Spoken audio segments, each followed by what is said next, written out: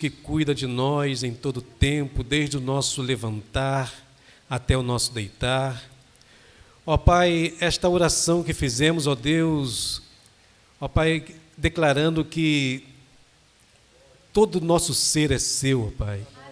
Ó Deus, chamando, ó Pai, para que possa habitar em nós. Ó Deus, chamando, ó Deus, para essa casa, ó Deus, que é o corpo que o Senhor habita, ó Pai. É um lugar que, ó Deus, o Senhor, ó Deus, deseja habitar na vida de tanta gente, ó Pai, e que tem rejeitado tanto o Senhor, ó Pai. Ó Deus, essa congregação aqui, ó Deus, esse povo aqui, Senhor, ó Deus, cantor essa verdade aqui nesta noite, ó Pai. Ó Pai, que o Senhor faça morada em nossos corações, ó Deus, na vida de cada um dos teus filhos, dos teus servos. Ó Pai, que nós possamos amar ao Senhor cada vez mais, ó Deus. Desejar, ó Deus, obedecer a tua vontade, ó Pai. Meu Deus, servir ao Senhor com alegria, ó Pai. Ó Deus, apresentar diante de Ti, ó Deus, cânticos, ó Deus, uma vida, Senhor Deus, consagrada. Ó Pai, que o Senhor possa olhar para nossas vidas, ó Deus, não possa ver, ó Pai, nenhuma mancha. Ó Deus, nada daquilo, ó Pai, que impeça que o nosso louvor, ó Deus, a nossa adoração, ó Deus, agrade ao Senhor, ó Pai. Por favor, meu Deus, tenha misericórdia de nós, ó Pai. Ó Pai, queremos clamar, ó Deus, como teu servo mesmo pediu, ó Pai, na próxima quinta teremos, ó Deus, batismo. Ó Deus, lutas virão, ó Deus. Ó Pai, peleja, ó Deus, teus servos irão passar durante a semana. Ó Deus, antes, depois do batismo, clamamos pelo teu favor, ó Pai. Obrigado, ó Deus, pelas ofertas, pelo dízimo. Ó Pai, muito obrigado. Louvamos ao Senhor, ó Pai. Clamamos também pela tua palavra que vai ser ministrada aos nossos corações. Fala, Deus. Fala, ó Deus, claramente aos nossa vida, ó Pai. Aos nossos corações, por favor, em nome do Senhor Jesus. Amém. Amém, amém. Se assente, queridão, queridona, que bênção. Os amados vão me perdoar certamente, porque eu deixei o PowerPoint da mensagem em casa, no meu notebook. Eu sempre trago, hoje eu falei, não vou trazer. É a lei de Murphy. Conhece a lei de Murphy, né, Marco? Se existe uma chance de algo dar errado, vai dar, não é?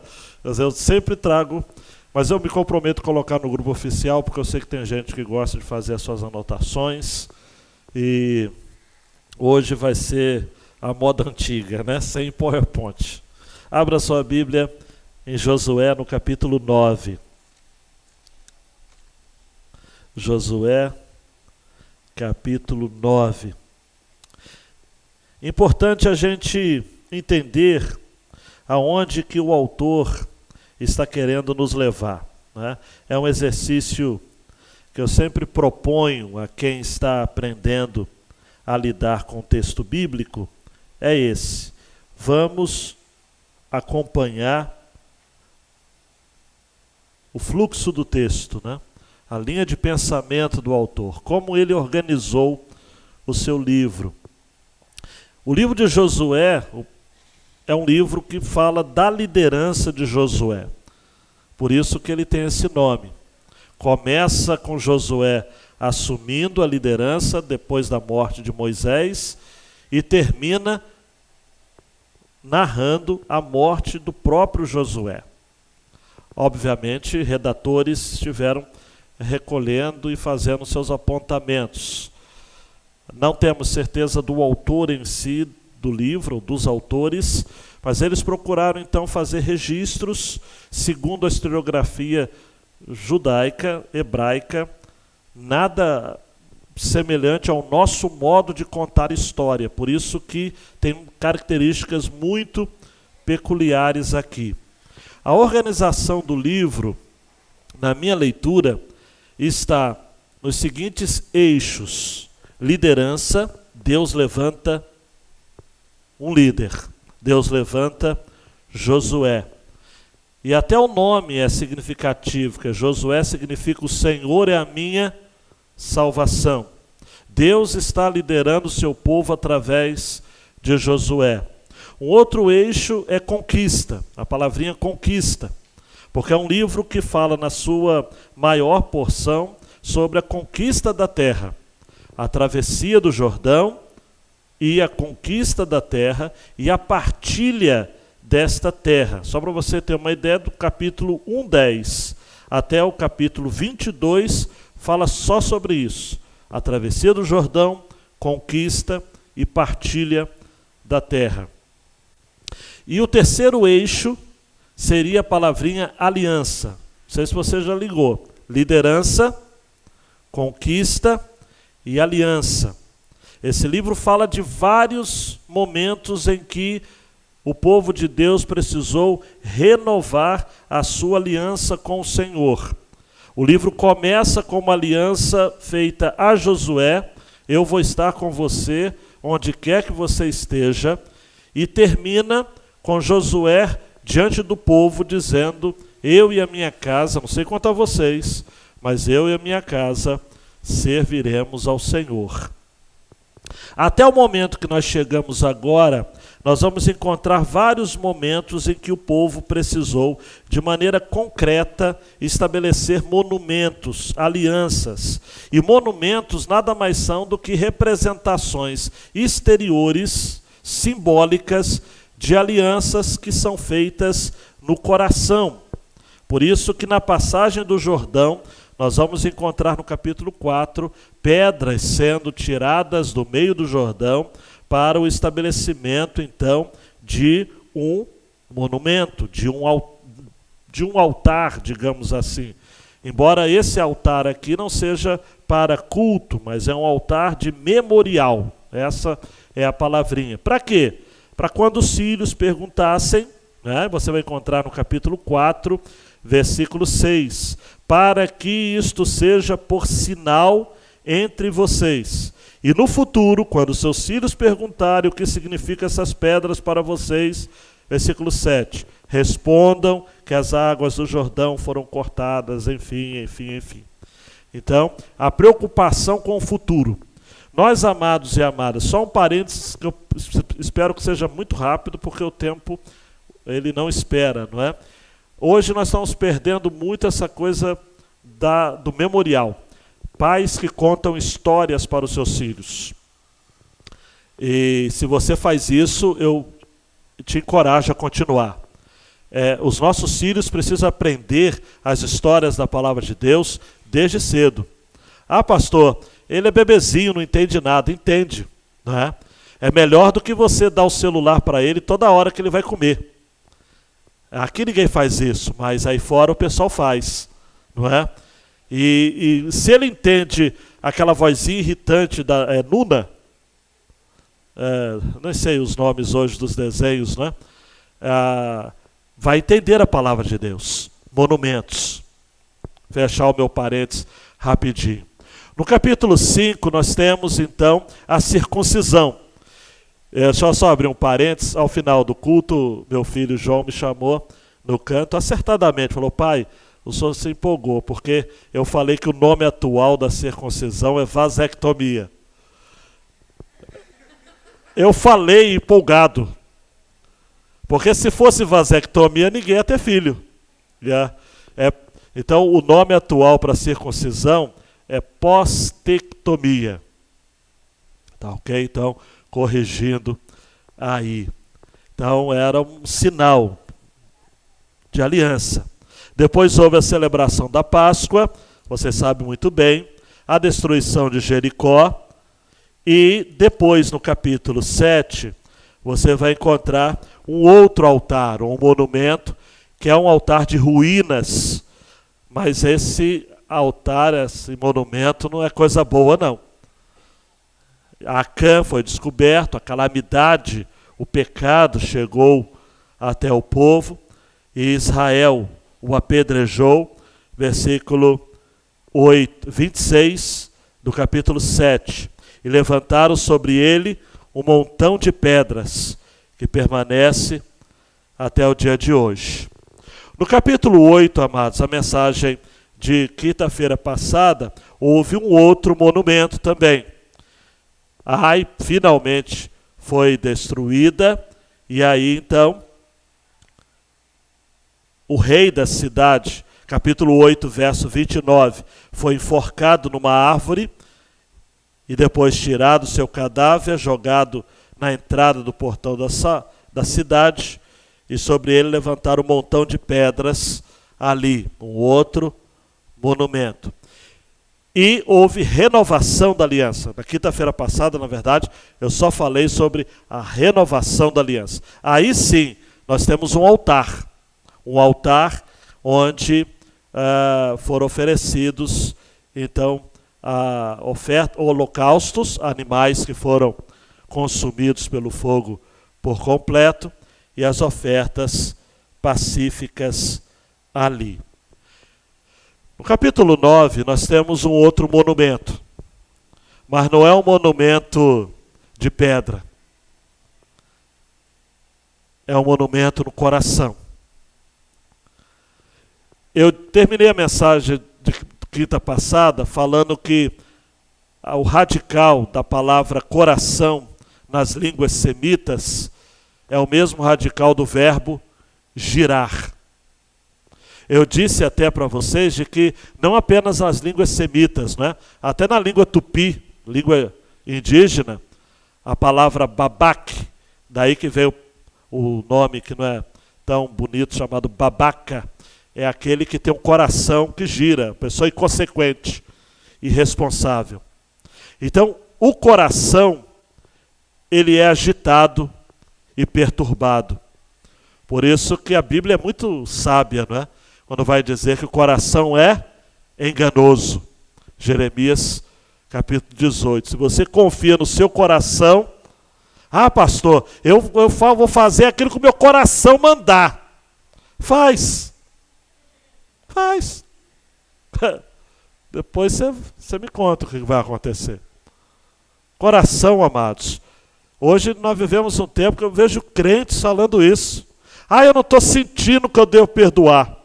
Sabe quando você vai sentir que você vai ter que perdoar? Nunquinha. Porque a gente não quer perdoar. A gente quer odiar. Não é? Eu hoje, infelizmente, recusei o convite para pregar numa conferência teológica no Rio, por questões de agenda, mas eu gostei muito do tema. Amai-vos. Eu acho que a gente precisa refletir sobre esse tema. Está faltando amor no mundo. Não. Está faltando amor na igreja. Porque no mundo a gente já espera que não tenha amor. Está faltando amor entre os pastores, entre os líderes, entre os crentes. Eu lamentei de não poder falar nessa conferência. Amai-vos. Um tema realmente muito bom. Então, o povo confiou no coração. E aí vamos à leitura para você entender o que aconteceu. Todos os reis que estavam do lado oeste do Jordão, nas montanhas e nas campinas, e em toda a costa do Mar Grande até o Líbano, ficaram sabendo disso. Eram os reis dos heteus, dos amorreus, dos cananeus, dos serizeus, dos heveus e dos jebuseus.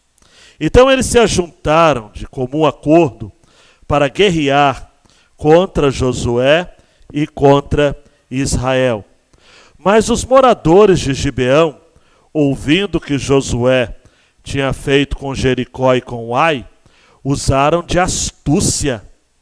Foram e se fingiram de embaixadores, levando sacos velhos sobre os seus jumentos e odres de vinho, velhos, rasgados e cheios de remendos, calçando sandálias velhas e remendadas e vestindo roupas velhas. E todo o pão que traziam para comer era seco e bolorento. Foram a Josué, no arraial, em Gilgal, e lhe disseram, a ele e aos homens de Israel, viemos de uma terra distante e queremos que vocês façam uma aliança conosco. Mas os homens de Israel responderam aos heveus, talvez vocês morem aqui perto. Como podemos fazer uma aliança com vocês. Então disseram a Josué: somos seus servos. Mas Josué perguntou: quem são vocês? De onde vêm? Eles responderam: estes seus servos vieram de uma terra muito distante, por causa do nome do Senhor, seu Deus. Pois ouvimos a sua fama e tudo o que fez no Egito, e tudo o que fez com os 2 reis dos amorreus que estavam do outro lado do Jordão, a saber, Seom, rei de Hesbom, e Og, rei de Bazã, que estava em Astarote. Por isso, os nossos anciãos e todos os moradores da nossa terra nos disseram: levem com vocês alimentos para a viagem, e vão ao encontro deles, dizendo: somos seus servos, façam uma aliança conosco. Este nosso pão nós pegamos em nossas casas, quando ainda estava quente, no dia que saímos para vir falar com vocês. E agora, aqui está ele, já seco e bolorento. Estes odres eram novos quando os enchemos de vinho, mas agora já estão rasgados. E estas nossas roupas e estas nossas sandálias já envelheceram por causa da longa viagem. Então os israelitas aceitaram os alimentos deles e não pediram conselho ao Senhor. Preste atenção, hein? Não pediram conselho ao Senhor. Josué concedeu-lhes paz e fez com eles a aliança de lhes poupar a vida. E os chefes da congregação confirmaram isso com juramento. Ao fim de 3 dias, depois de terem feito aliança com eles, souberam que eram seus vizinhos e que moravam perto deles. Pois partindo os filhos de Israel, chegaram às cidades deles ao 3º dia. E as cidades deles eram Gibeão, Zefira, Beerote e Kiriat Jearim. Os filhos de Israel não os atacaram, porque os chefes da congregação lhes haviam jurado pelo Senhor, Deus de Israel. Por isso toda a congregação murmurou contra os chefes. Então todos os chefes disseram a toda a eles pelo Senhor, Deus de Israel. Por isso não podemos tocar neles. Isto, porém, lhes faremos. Vamos deixá-los viver, para que não venha grande ira sobre nós, por causa do juramento que lhes fizemos. E os chefes acrescentaram: deixa que vivam. E assim eles se tornaram rachadores de lenha e tiradores de água para toda a congregação, como os chefes lhes tinham dito. Josué chamou os gibeonitas e lhes disse: por que vocês nos enganaram, dizendo que moravam bem longe de nós, quando na verdade moram aqui perto? Agora vocês estão sob maldição, e entre vocês nunca deixará de haver escravos, rachadores de lenha e tiradores de água para a casa do meu Deus. Então eles responderam a Josué: é que foi anunciado a estes seus servos como certo que o Senhor, seu Deus, havia ordenado ao seu servo Moisés que lhes desse toda esta terra e destruísse todos os seus moradores diante de vocês. Tememos muito pela nossa vida por causa de vocês, e foi por isso que fizemos aquilo. Eis que estamos nas suas mãos. Trate-nos segundo lhe parecer bom e reto. Josué fez como tinha dito, e livrou-os das mãos dos filhos de Israel, e não os mataram. Naquele dia, Josué os fez rachadores de lenha e tiradores de água para a congregação e para o altar do Senhor, até o dia de hoje, no lugar que Deus escolhesse. Abaixe sua cabeça mais uma vez, diga: Deus, revela ao meu coração aquilo que o Senhor tem de lições para a minha vida.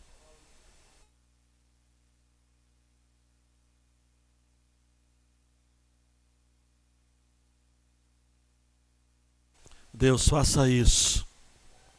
Nos surpreenda nesta noite com a sua palavra. no nome de Jesus. Amém. Amados e amadas, nós estamos diante de um texto inusitado. A impressão que a gente tem aqui é que, primeiro, é admirável a postura dos gibeonitas. Admirável. Aí você deve estar pensando, mas pastor, eles usaram de astúcia, eles mentiram. Sim, mas desconsidera só um pouquinho isso. Pare para pensar comigo que os outros povos, versículo 1, heteus, amorreus, cananeus, fariseus, heveus, jebuseus, estavam preocupados em se unir para guerrear contra Josué e o povo de Deus. Os gibeonitas não. Eles se renderam. É admirável isso.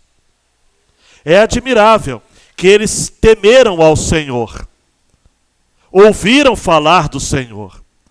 Eu leio esse texto, eu me lembro de quem? Vamos ver se tem mais alguém aqui sintonizado junto comigo. Eu me lembro de Raabe. A mesma situação. Raabe, prostituta, Jericó, cidade que seria destruída. Raabe faz o inusitado também. Acolhe os espias, igualmente usa de sagacidade, protege, guarda em sua casa, e ela é lembrada no capítulo 6, ela e sua família, toda salva. É admirável a atitude dos gibeonitas. Eles correram para Deus. Agora, é admirável também a atitude de Josué e dos israelitas. Porque por mais que eles não tenham consultado ao Senhor, e esse foi um vacilo, eles honraram a palavra. Eles fizeram um juramento diante do Senhor e foram leais. E quem conhece a história toda, já leu o livro todo de Josué, sabe que no capítulo 10, eles vão enfrentar uma guerra para defender Gibeão contra outros 5 reis. E Josué precisa socorrer. E é nesse episódio que, se Deus assim permitir, nós vamos estar vendo na próxima quinta-feira, que houve o milagre também do sol e da lua que se detiveram. Sol, detenha-se em Gibeão, e você, lua, pare no vale de Aijalon. E o sol se deteve, e a lua parou, até que o povo se vingou de seus inimigos. Capítulo 10, versículo 12 e 13. Então, é admirável. Um outro ponto que eu quero destacar também é o seguinte. Quando lemos essa história, erroneamente podemos nos identificar mais com Josué e o povo de Israel. Mas a nossa história de salvação tem muito mais a ver com os gibeonitas do que com os israelitas nessa história.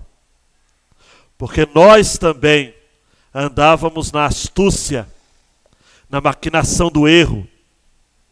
Nós também andávamos amedrontados, apequenados, assustados. Vivíamos uma vida sem sentido, sem propósito, sem significado. E nos aproximamos de Deus. E muitos de nós aqui, não vou apontar o dedo, mas muitos de nós fomos para Deus muito mais por medo do que por consciência. Mas o Senhor nos acolheu. E se hoje somos escravos dele, como os gibeonitas o foram, rachadores de madeira, carregadores de água, se hoje nós temos o privilégio de servirmos ao Senhor na casa do Senhor, é porque fomos alcançados pela graça, pela maravilhosa graça. Então, a divisão do texto, ela é simples. Versos 1 a 13, a astúcia dos gibeonitas. 14 a 21, o vacilo dos israelitas.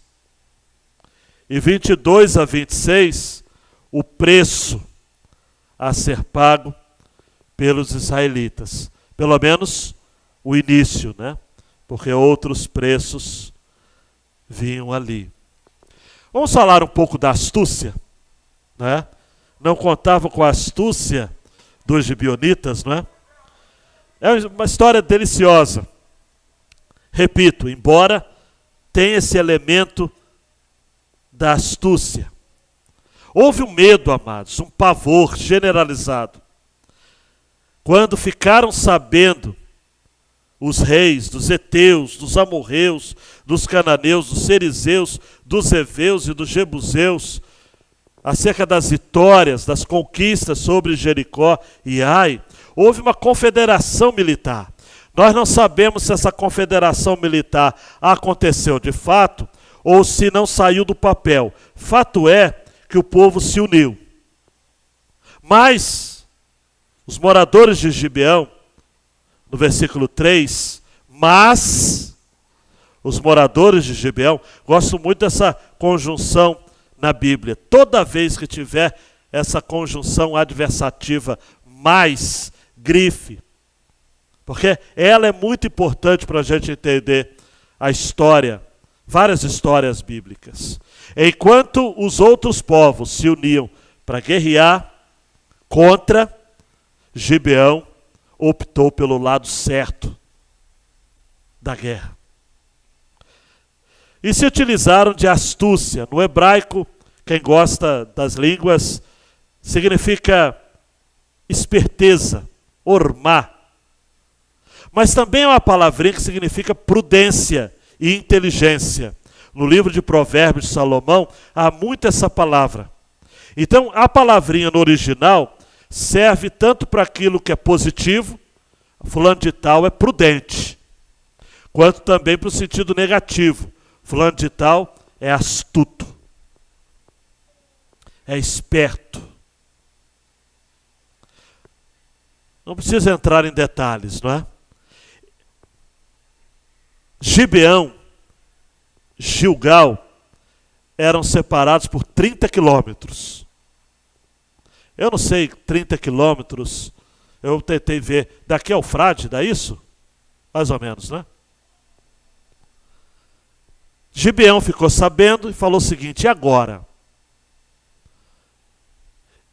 Então eles pegaram sacos velhos, odres de vinho velhos, rasgados. Eu fico imaginando a cena, não é? Cheio de remendo, sandálias velhas, remendadas, roupas velhas, pão bolorento, seco. E andaram 30 quilômetros. Imagina a cena. Chegando lá, eles disseram, versículo 6, viemos de uma terra tão distante. Distante.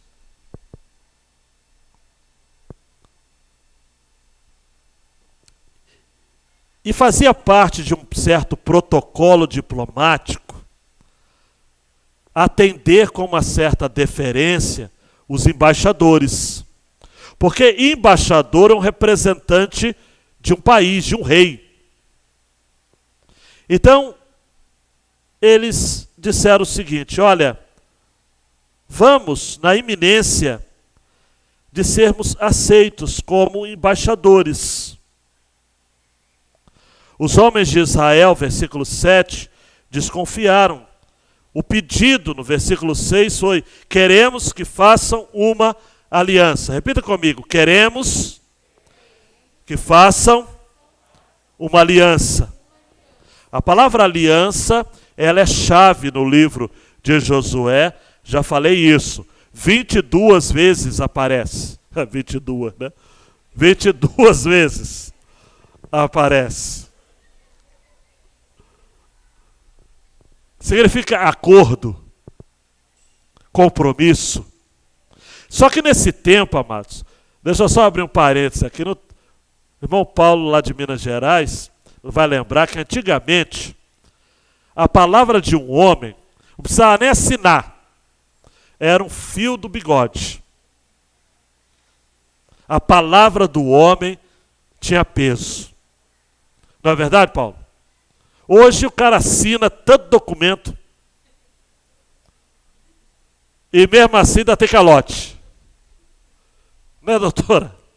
É muita coisa. Assina procuração e tal. Eu me lembro que eu estou numa empreitada agora, finalmente resolveu, mas para a gente comprar o mármore da cozinha, né, Yara?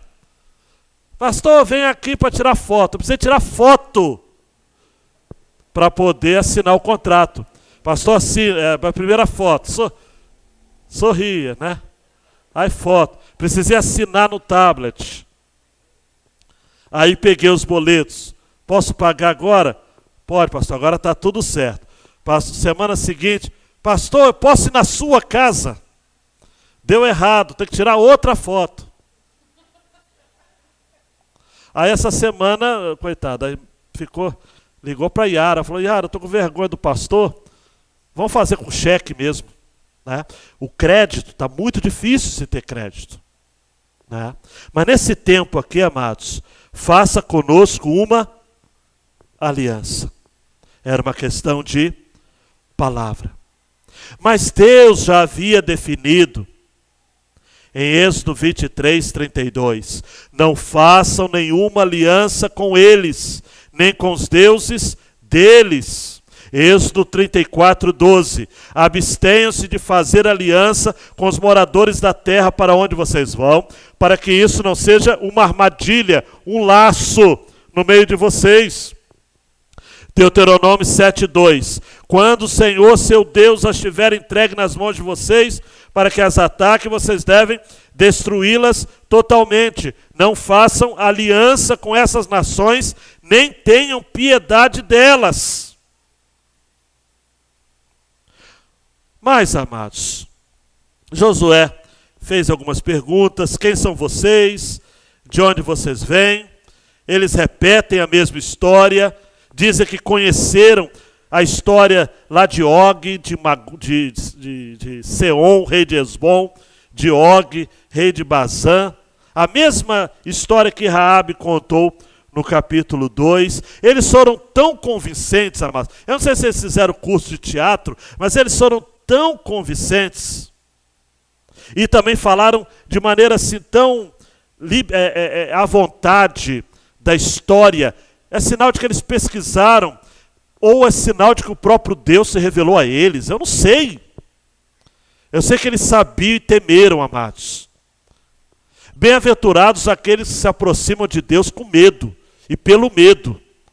Começa pelo medo, depois vem a graça. Tem um pastor amigo meu que é referência, eu vou falar o nome dele, que eu não tenho citação, eu não tenho autorização dele. Ele fala: Ezequias, olha, na minha igreja, eu acredito que uma vez salvo para sempre. Mas eu nem falo muito isso, porque senão o povo relaxa.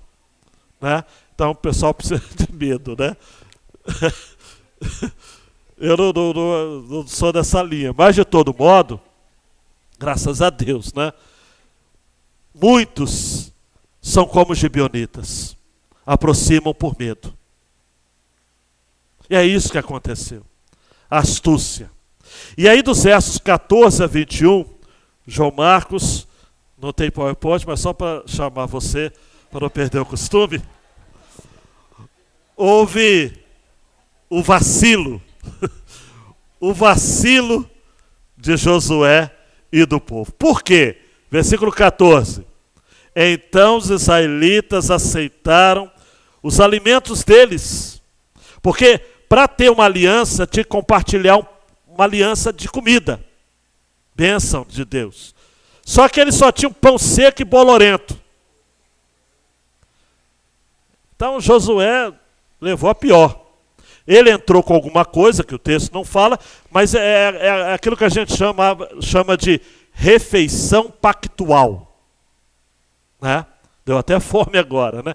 Refeição pactual. Porque o radical, mais uma curiosidade, do hebraico aliança é berit. É da mesma raiz do verbo cortar. Cortar um pedaço de um bife. Né? Então, cortar um alimento. Cear. A ceia do Senhor é uma aliança. Né? Muitos contratos eram assinados com uma refeição. Até hoje, assim, informalmente, mas tem contratos que são assinados depois de um almoço, de um jantar, de negócios e coisa e tal. Não a gente aqui, porque a gente é fraquinho, mas de todo modo, a ideia da refeição. E o versículo 14 diz: não pediram conselho ao Senhor. Preciso explicar isso daqui, gente? Bel, não ouviram o Senhor. A palavra para conselho no hebraico vem da raiz boca. Eu acho isso muito interessante. Boca. Não ouviram a boca, a voz de Deus. Não falaram nada com o Senhor. Não ouviram nada do Senhor. Depois, mais tarde, diz versículo 15 que Josué concedeu-lhes paz. Paz em hebraico é shalom. Houve paz. E fez a aliança de poupar a vida. A aliança aqui, amados, era o seguinte: era tipo um tratado de suzerania. Eu não posso usar, ou de vassalagem. O pessoal que está estudando aí sabe do que eu estou falando. É um exagero colocar esses termos nesse contexto aqui. É aquilo que a gente chama em história de anacronismo, né? É você usar termos mais contemporâneos para esse contexto aqui. Mas a ideia, Roberto, é a mesma. Os gibeonitas eram a parte frágil, Josué e o povo de Israel era a parte forte. Então, quem mexesse com Gibeão, mexeria com Israel. No grosso seria isso. Né? Mexeu com eles, mexeu comigo. Que é o que vai acontecer no capítulo 10.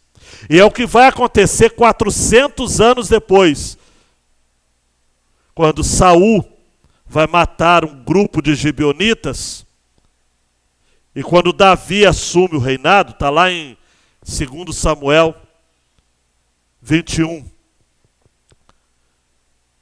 Davi assume e a terra entra em fome.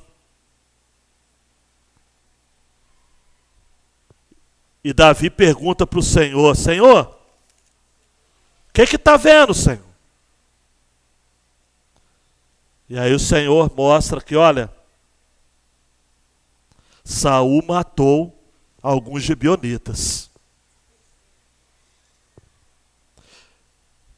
Vou entrar em detalhes não, mas Davi precisou chamar os gibeonitas e falar o seguinte: o que vocês querem que a gente faça, Fernando, para reparar 400 anos, Fernando?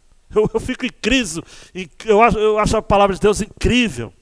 Juramento, 400 anos. Os gibeonitas falaram o seguinte: dê-nos alguns da família de Saul. E Davi precisou pegar alguns filhos de Saul e entregar para serem mortos. E aí a praga do Senhor sobre a terra foi aplacada. E os gibeonitas continuaram no povo de Deus, porque lá em Neemias, na reconstrução do muro, você vai ter lá, e os de Gibeão, tanto. Deus leva a sério a aliança. Quando eles andaram 3 dias, diz o versículo 16, 3 dias, porque era 30 quilômetros. Gibeão é aqui, meu Deus. Eles falaram que era da terra do tão distante. Às vezes são daqui. Gibeão, você, quando estiver lá, você vai saber, 9 quilômetros de Jerusalém. Pertinho. Como diz o mineiro, é logo ali. E aí o povo começa a se levantar contra a liderança. E aí Josué diz, no versículo 19, nós juramos pelo Senhor Deus de Israel. Por isso, não vamos tocar neles. Nós juramos. A palavra no hebraico para juramento é a mesma palavra para estar satisfeito, estar farto, cheio. Está definido. E aí, amados, a última porção, 22 a 26, Josué chama o povo e diz assim, por que vocês nos enganaram? Vocês estão sob maldição agora, porque nunca vocês vão deixar de ser escravos, rachadores de lenha e tiradores de água. Paulino, nenhum gibeonita ia poder ser engenheiro, ia poder ser médico, nenhuma gibeonita poderia ser professora. Teria que ser a vida inteira rachador de lenha e tirador de água. Rachador de lenha e tirador de água. E aí eles responderam, versículo 24, é que foi anunciado a estes seus servos, como certo, que o Senhor seu Deus havia ordenado ao seu servo Moisés que lhes desse toda essa terra e destruísse todos os seus moradores. Nós tememos pela nossa vida. E eis que estamos nas suas mãos. Trate-nos segundo o que lhe parecer bom e reto. Marco Giovanni, sabe o que eu me lembrei agora lendo esse texto? Com essa expressão? Trate-nos segundo o que lhe parecer bom e reto. O filho pródigo, em Lucas 15. Que lá no meio do chiqueiro, trabalhando e desejando encher o seu estômago com as alfarrobas que os porcos comiam, ele para e pensa, Sara, na casa de meu pai, os empregados têm do bom e do melhor. Já sei o que eu vou fazer. Levantar-me-ei e irei ter com meu pai. E dir-lhe-ei, pai, pequei contra o céu e perante ti. Já não sou digno de ser chamado teu filho. Trata-me como um dos empregados. Quem conhece a história sabe que o pai interrompeu o filho. O filho só falou o seguinte, pai, pequei contra o céu e perante ti. Ele não deu para falar, trata-me como um dos empregados. O pai falou, para tudo. Me traz a sandália, me traz o anel, me traz novas roupas, porque este meu filho estava morto e reviveu, estava perdido e foi achado. A história dos gibeonitas é ou não a minha e a sua história? Rachadores de lenha e carregadores de água. E o interessante é que eles trabalhavam na casa de Deus. Somos nós, amados, fomos alcançados. A graça é para os miseráveis. A graça é para os humilhados. A graça é para os que não valem absolutamente nada. Todos somos gibeonitas. Todos somos gibeonitas. Por isso nós temos algumas aplicações assim que o meu coração ferve para compartilhar. Primeiro, Erivelto, eu fiquei pensando no medo. O que o medo faz? Eu, quando estava pensando sobre a ideia do medo, porque os gibeonitas tiveram medo de Israel. Os outros tiveram medo, mas se uniram para guerrear contra. Gibeão teve medo e temor porque sabia que com Deus ninguém podia. O Deus de Israel, o Deus de Josué, não dava. Venceu Jericó, dando volta 7 dias. Venceu Ai e matou toda a população. Com esse Deus não dá. Gibeão temeu. O que o medo pode fazer? O medo pode levar alguém a correr grandes riscos para preservar a sua vida ou a vida dos seus. Verdade ou não é? Eu pensei, Lu, o que leva um jovem de 19 anos, afegão, se agarrar na fuselagem do avião americano e depois acabar sendo precipitado ao chão? 19 anos. O medo. Ou o medo vai te levar para perto de Deus, ou o medo vai lhe levar para longe de Deus. Mas o medo sempre vai fazer você escolher algo, tomar alguma atitude. O medo. Ah, pastor, mas o medo paralisa. Mas já é uma atitude. Não é a melhor, mas é. Mas existem pessoas que com medo se tornam mais corajosas ainda. A adrenalina e essa história toda, que eu não vou ficar entrando em detalhes, leva a pessoa a fazer coisas que em sã consciência não fariam. Nós sentimos medo. As situações na vida nos trazem temores. Nós somos falhos. Não conseguimos enxergar as soluções para determinados problemas. Nós temos medo. Medo de voltar a usar drogas, medo de voltar a prostituir, medo de voltar a beber, medo de voltar a fumar, medo de cair, medo do casamento não dar certo, medo de eu não ser um bom pai, medo do meu filho se perder na vida, medo. Queridão, queridona, se Deus é o seu escudo, você não precisa ter medo. Se é para Deus que você vai estar correndo, como os gibeonitas fizeram, você vai encontrar abrigo nele. Eu ouso a dizer, me perdoe os teólogos aqui, que Gibeão seria salvo de um jeito ou de outro. Deus usou o vacilo de Josué, porque todas as coisas concorrem para o bem daqueles que amam a Deus e são chamados segundo o seu propósito. Eu creio que Deus usou o vacilo de Josué para salvar os pobres gibeonitas. Assim como Deus usou a mentira de Raabe para salvá-la. Para salvar os espias. E depois, mais tarde, ela mesma fora salva. É estranho, não quero confundir, mas a minha teologia, eu acredito que ela está de acordo com o testemunho das Escrituras. Todas as coisas, é aquela história, amados. Olha, eu vim pela dor, não pelo amor. Mas eu estou aqui, e o amor me alcançou. Tem gente que fala, pastor, não, eu só vou vir para a igreja depois que eu parar tudo, depois que eu poder dar testemunho. Para!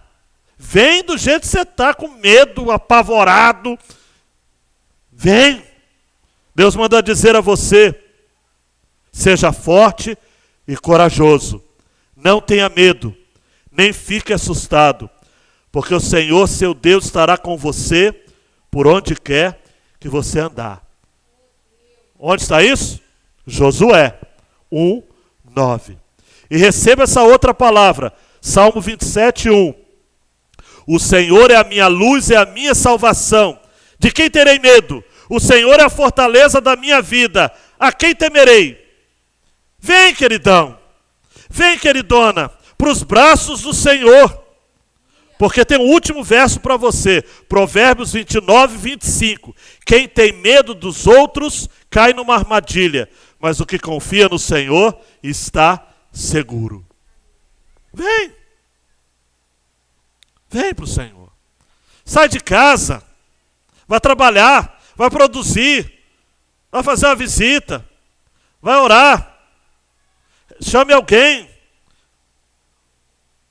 Ah, pastor, a pandemia não acabou. Tem o delta, pode ter delta, epsilon, até o ômega. Mas Deus não mudou. Até na Bíblia diz que Jesus é o alfa e o ômega. Nós não temos que temer, amados. Eu ia falar que é a última, não é não. Lamentações 3,57. No dia que eu te invoquei, chegaste perto de mim e disseste, não tenha medo. Receba essa palavra, não tenha medo. Volte para a escola, não tenha medo. Volte a trabalhar, não tenha medo. Lute pelo casamento, não tenha medo. Se batize, não tenha medo. Persevere. E por último, eu disse que Deus usou o vacilo de Josué para salvar os gibeonitas. Mas isso não é desculpa para você ser um vacilão e uma vacilona. Deus usou, mas Deus não vai usar sempre. Josué errou por não ter ouvido ao Senhor. E você só tem a errar, bater a cabeça se não ouvir. Namora de qualquer jeito. Ah, porque ele é lindo. Lindo? Vai virar sapo depois. A história é o contrário. A outra beijou o sapo e virou príncipe. Na vida real, se beija o príncipe, ele vira sapo. É o contrário. Você não entendeu. Atratividade não é sinal de confirmação para namoro. Se fosse assim, ia ter gente aqui que ia ficar sem casar, né? Mas isso é outra história. Não é. A atratividade não é. Fica lá nos últimos lugares. Trabalho, a mesma coisa. O cara não ouve ao Senhor. Hoje em dia, Henrique, a pessoa vai mudar de cidade e fala, pastor, é incrível a outra cidade que eu vou. Tem faculdade, sistema de saúde excelente, tem backgrounds, tem startups, tem Wi-Fi de primeira qualidade, tem tudo. Aí eu pergunto pro infeliz, já procurou uma igreja? Ih, esqueci. É a primeira coisa que você precisa saber se você vai mudar. Tem uma igreja bíblica ali, tem uma igreja que o pastor prega a Bíblia. Uma igreja, a pessoa não busca conselho do Senhor. E eu poderia falar de outras áreas que eu não vou falar. Precisamos ouvir a voz de Deus. Ele fala sempre. Ah, você está pensando, mas pastor, ele fala por onde? Fala através da palavra de Deus. João 8,47. Quem é de Deus, ouve as palavras de Deus. Por isso vocês não me ouvem, porque vocês não são de Deus. E fala através de Jesus. Hebreus 1:1-4. Antigamente Deus falou muitas vezes e de muitas maneiras aos pais pelos profetas, mas nesses últimos dias o falou pelo Filho. Já fico por aqui. Ouve. Presta atenção nessa palavra. Quando vozes lhe dizem que a ação é urgente, que algo deve ser feito de imediato, encaminhe tudo ao tribunal do céu. Então, se você tiver dúvida, fique parado. Se for chamado a agir e não tiver tempo para orar, não haja. Se for chamado a seguir em certa direção sem poder esperar até ter paz com Deus em relação a isso, não se mova. Está comigo? Guarda isso. Guarda isso.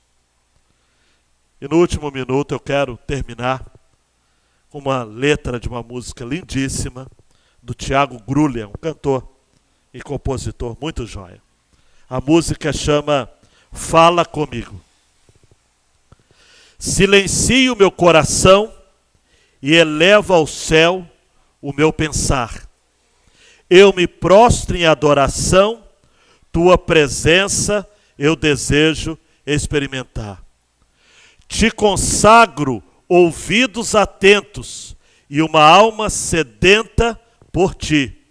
Sou um filho tão frágil e pequeno, mas tua graça é o que me faz prosseguir.